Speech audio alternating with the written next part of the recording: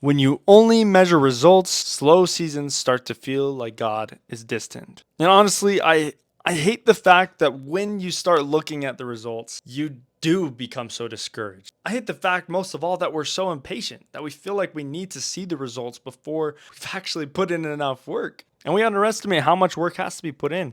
We also completely underestimate how much is actually happening without you even seeing it. You see, most people stop tracking their progress when progress slows. And so it's important to recognize it's important that you don't stop tracking these metrics at the same exact time, right? But that you become humble, that you stay optimistic. And they stop tracking it not because they quit, not because they quit working, but because stalled results challenge their expectations. There's a lot of uninformed optimism when you start anything. It's this whole entire business idea in which you are told about something or you receive some sort of inspiration about something and you imagine in your head and you build up the dopamine, all the dopamine in the world. You know, there's a lot of science behind on how much dopamine is produced just imagining a goal or imagining or envisioning your dream life. But then when you finally start working and you realize how hard it is, when you actually feel and see the reality of it, and suddenly you crash, you know? So it's uninformed optimism. You come up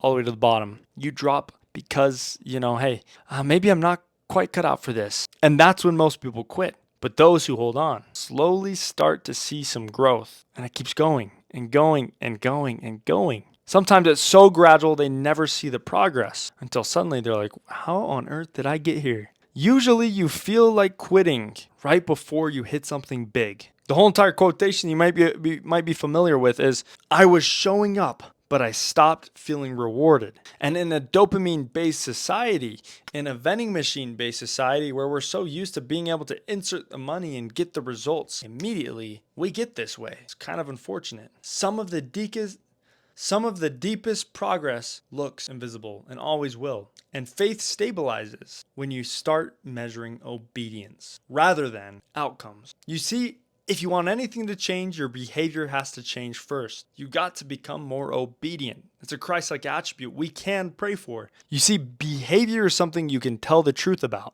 even in delay. Don't lose faith, because oftentimes we hardly see what is happening before the miracle hits. Let God work on it. Give him some time. As long as you are, number one, pursuing something that is righteous. Number two, something that is noble to you. Then God will provide a way, as long as his kingdom is put first before anything else. Remember the scripture, take no thought for what you shall eat or what you shall drink or what you shall put on, but first take thought for the kingdom of heaven, and all of these things will be added upon you. Do the right thing. Do what your heart tells you, even if it feels scary, and watch the miracles pour into your life like never before. Now be patient. Have faith. These things do take time. Don't let the adversary convince you that you are not capable just because you just started. Just because it is a little bit harder than you thought. People adapt quicker than you imagine. Thank you guys so much for watching this video. My name is Gabriel Bowman. If you enjoyed it, please like, comment, and subscribe, and hit that bell icon so you don't miss any of my future videos. And I'll see you in the next video.